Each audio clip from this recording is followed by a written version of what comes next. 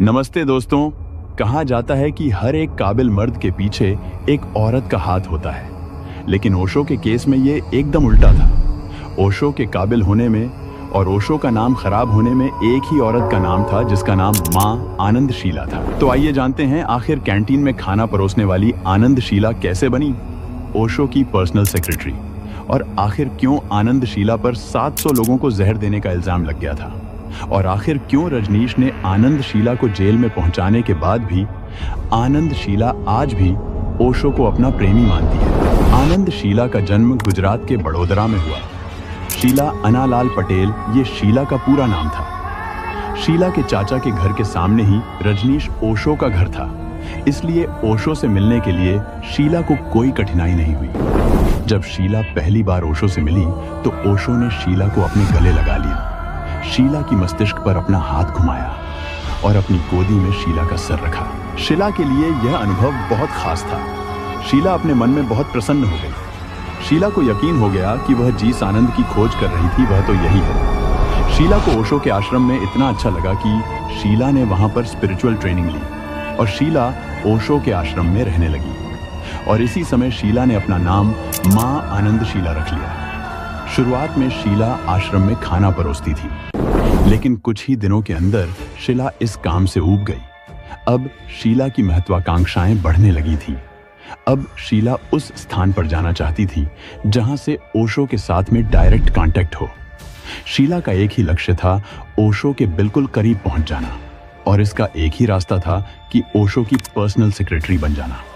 लेकिन ओशो की पहले से ही एक सेक्रेटरी थी जिसका नाम लक्ष्मी था, जो अपना काम पूरे ईमानदारी से करती थी। कुछ दिनों के बाद में शीला ने लक्ष्मी के असिस्टेंट के रूप में काम चालू किया। अब ओशो और शीला के बीच में एक ही दूरी थी, जो कि थी लक्ष्मी।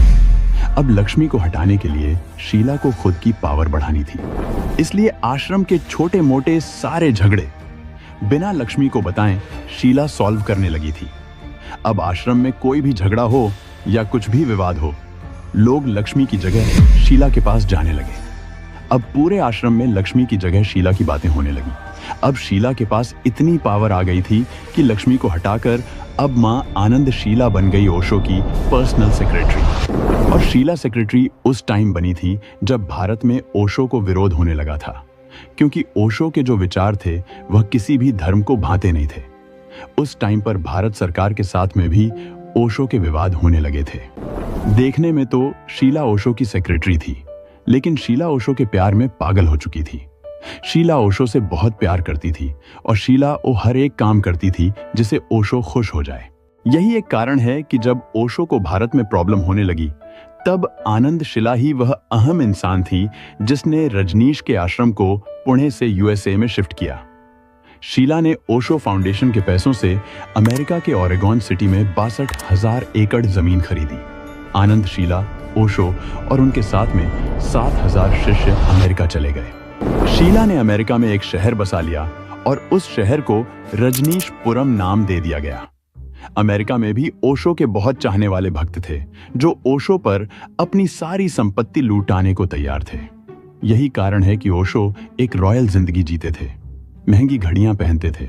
ओशो के पास में 96 रोल्स रॉयस कार थी और खुद का एक प्राइवेट प्लेन भी था। ओशो के रजनीशपुरम पर कोई हमला ना कर दे, इसलिए शीला ने आधुनिक हथियार भी मंगवाए थे। शीला ने एक दबंग लेडी के रूप में अमेरिका में अपनी पहचान बनाई। शीला मीडिया को मैनेज करती थी। मीडिया के साथ में शीला के कई बार झगड़े भी हुए थे। किसी पत्रकार ने ओशो के बारे में अगर कोई गलत टिप्पणी की या गलत सवाल किया तो शीला उसे लाइव डिबेट में मिडिल फिंगर दिखाती थी। ओशो के ऊपर कोई भी संकट आने से पहले ही आनंदशीला उसे निपटा देती थी। आनंदशीला का सोने पर सुहागा यह था कि शीला जब पावर में आई थी तब ओशो मौन व्रत में चले गए थे। अब शीला को रोकने वाला कोई नहीं था। मौन व्रत में रजनीश खाली आनंदशीला से ही बात करते थे।